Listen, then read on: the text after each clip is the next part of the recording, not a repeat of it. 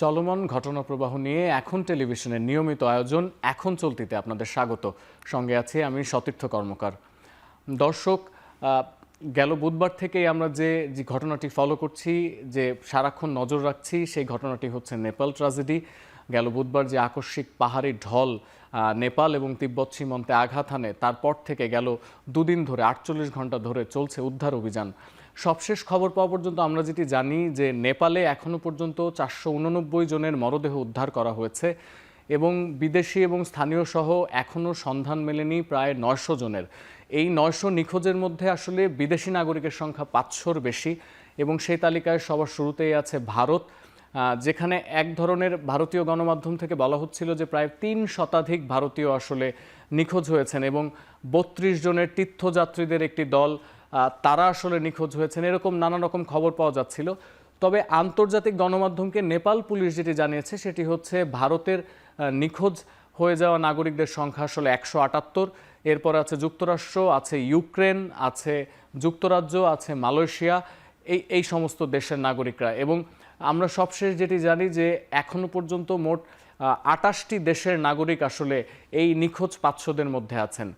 এবং এছাড়া যে নেপাল ছাড়াও তিব্বত সীমান্তে যে আকস্মিক বন্যা আঘাত হানে, সেখানে আসলে প্রাণ গেছে 5 জনের মরদেহ উদ্ধার করা গেছে এবং তিব্বতে আসলে নিখোঁজ আছেন এখনও 550-র মতো মানুষ। এবং চীনের রাষ্ট্রীয় গণমাধ্যম জানিয়েছে যে সেই 500-550 মানুষের মধ্যে 100-র বেশি চীনা নাগরিক আছেন। এবং এই খবরটির সাথে সাথে আরও একটু জানিয়ে রাখতে চাই যে গেল 48 ঘন্টায় যে উদ্ধার অভিযান চলেছে, সেই উদ্ধার অভিযান থেকে নেপালে উদ্ধার করা হয়েছে 900 জনকে এবং নেপালি কর্তৃপক্ষ জানাচ্ছে যে এর মধ্যে বিদেশি নাগরিকের সংখ্যা শতাধিক, কোনো কোনো গণমাধ্যম বলছে সংখ্যাটি 112।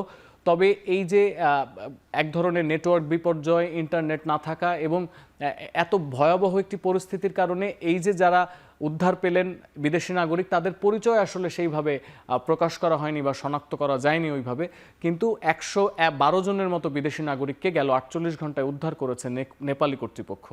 তবে এই যে 48 ঘন্টা পেরিয়েছে, গেল বুধবারের এই প্রলয়ঙ্কারী যে আমরা দেখলাম, আকস্মিক বন্যা দেখলাম, সেখানেও আসলে বিপত্তি তৈরি হয়েছে। আমরা জানি যে একটি উদ্ধার অভিযানের প্রথম 72 ঘন্টা খুবই গুরুত্বপূর্ণ, এটিকে বলা হয় গোল্ডেন টাইম।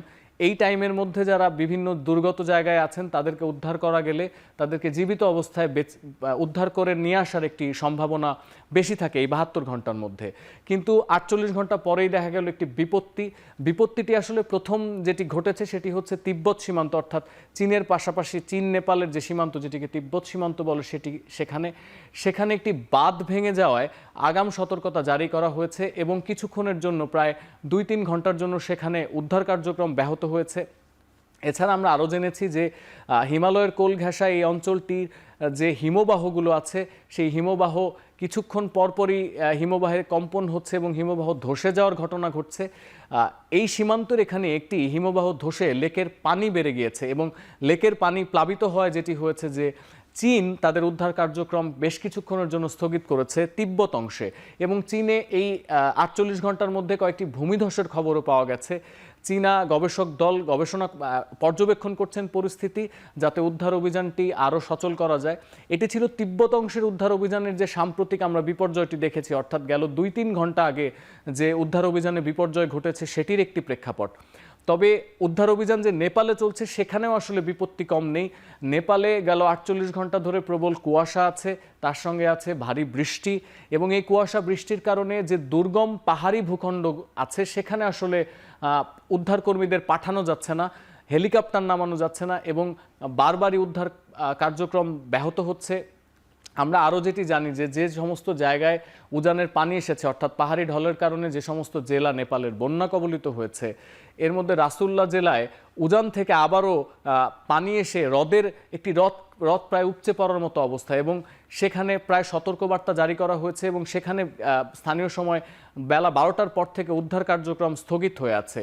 আরও যেটি জটিলতা সেটি হচ্ছে যে এই যে উদ্ধার অভিযানটি চালাতে হবে, এই উদ্ধার অভিযানের জন্য পৌঁছাতে হচ্ছে 3টি মূল জেলায়, যে 3টি মূল জেলা আসলে এই বানের পানিতে সবথেকে বেশি পাহাড়ি ঢলে ক্ষতিগ্রস্ত হয়েছে এবং সেখানকার প্রায় 19টি সেতু প্রায় অকার্যকর হয়ে গেছে, অর্থাৎ সেতুগুলোর এক প্রান্ত ধসে গেছে বা সেতুগুলো দিয়ে গাড়ি পারাপারের মতো অবস্থা নেই।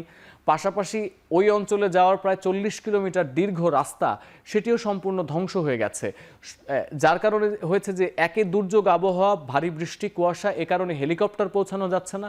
অন্যদিকে স্থলভাগে যে আসলে অভিযান পরিচালনা করা হবে সেটিও আসলে অবকাঠামো এবং রাস্তাঘাটের বিপর্যয়ের কারণে থমকে গেছে। আরও যেটি জটিলতা তৈরি করছে সেটি হচ্ছে যে 48 ঘন্টা ধরে নেপালে বেশ কয়েকটি জায়গায়, বিশেষ করে ক্ষতিগ্রস্ত এলাকাগুলোতে বিদ্যুৎ সংযোগ পুরোপুরি বিচ্ছিন্ন হয়েছে।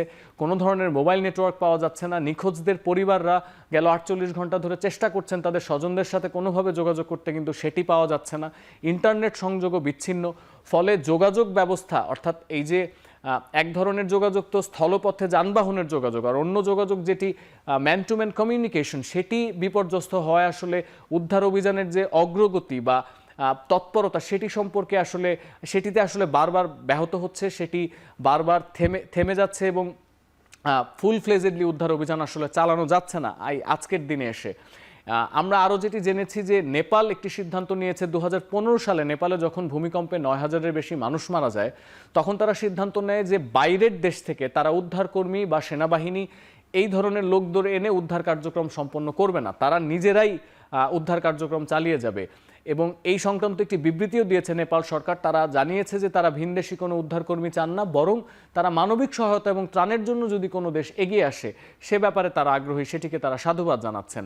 এখনো পর্যন্ত সবশেষ যে তথ্যটি আমরা জানি যে প্রায় 9000-এর বেশি নেপালি সেনাবাহিনী, নেপালের পুলিশ, সশস্ত্র বাহিনী এরা আসলে উদ্ধার কাজে নিয়োজিত আছেন।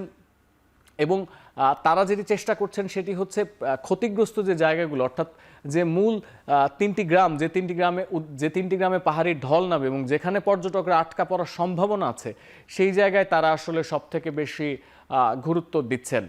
এবার আরও একটি বিষয় নিয়ে আসলে আলোচনা করা প্রয়োজন, সেটি হচ্ছে বারবারই বলা হচ্ছে নেপালের এই যে দুর্যোগ বা এই বিপদ, সেটি কি পুরোপুরি কেটে গেছে কিনা।